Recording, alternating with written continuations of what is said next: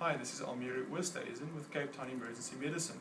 Today talking about basic suturing techniques and showing you 3 example sutures often used in suturing skin wounds.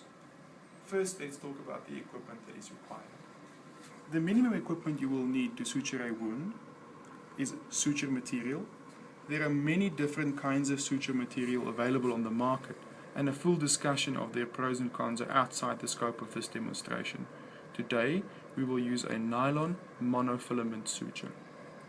You will also need a needle holder, a pair of scissors, and either toothed or non-toothed forceps depending on what's available. You will need local anesthetic to anesthetize the wound, some gauze, and a cleaning solution.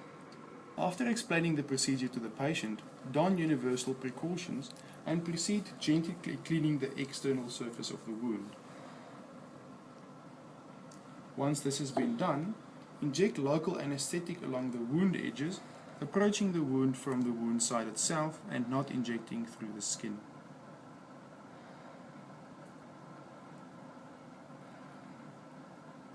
Make sure that the entire wound is anesthetized along both its lengths, from edge to edge.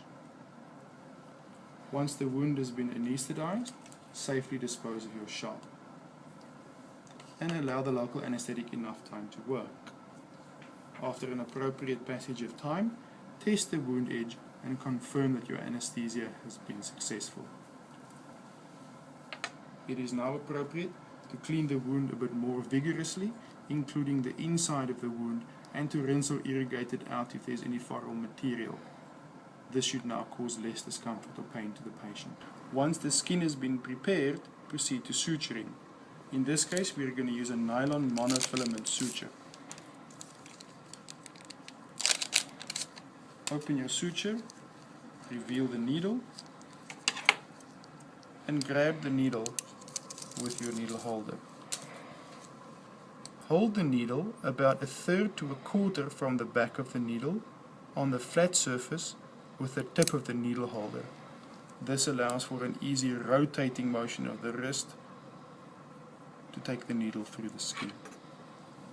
When suturing a wound, we suggest starting in the middle and then progressively halving the gaps in between to ensure even distribution of sutures. For a simple interrupted suture, insert the needle at 90 degrees to the skin and with a rotating motion of the wrist, simply twist the needle through. You could also insert on the one end, come out the middle of the wound and insert again. Pull the suture material through, leaving just enough to suture. There are many ways to tie an instrument knot. One way is the following. Turn it twice around the instrument, grab the suture, and pull it across the wound as such. Only enough force should be applied to approximate the wound inches and avoid excessive tension across the wound. Now rotate the material in the opposite direction around your instrument, grab the tip and tie another knot. Finally, 2 in the direction, same as before, and complete your knot. Seat the knot over one of the entry edges and neatly trim the edges of your suturing material. Another useful suture to use is a vertical mattress suture. A vertical mattress suture takes a bite of tissue that is slightly further and deeper than a simple interrupted suture initially,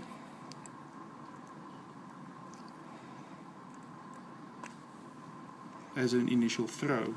Reverse the direction of the needle on your instrument so that you can come back across the wound. To come back across the wound, go shallow and close to the wound edge, grabbing only a small piece of skin.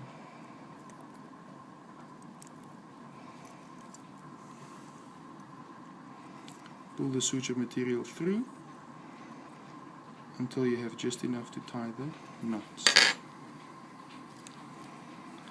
Knot same as before, 1, 2, put it across, 1, put it across, and finally 1, 2, and put it across. You will notice that the suture lies to the side of the wound with no material crossing it, and that it results in slight eversion of the wound edges, which may promote wound healing.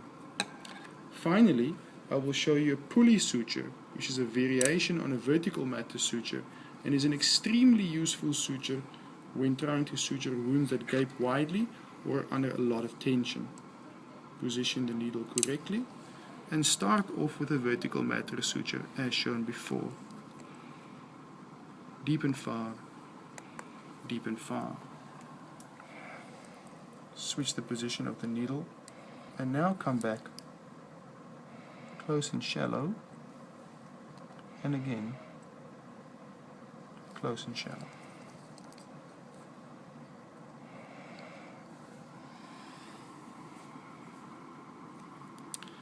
If you were to complete the suture now, this would be a simple vertical matter suture. Instead though, pass your needle through this preserved proximal skin loop, represented on the vertical matter suture as that, pass it through,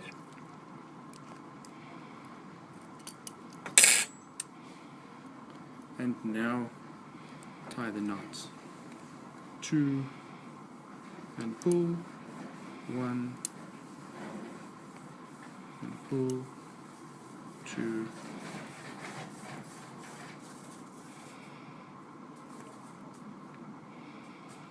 and pull. Trim the edges of the suturing material.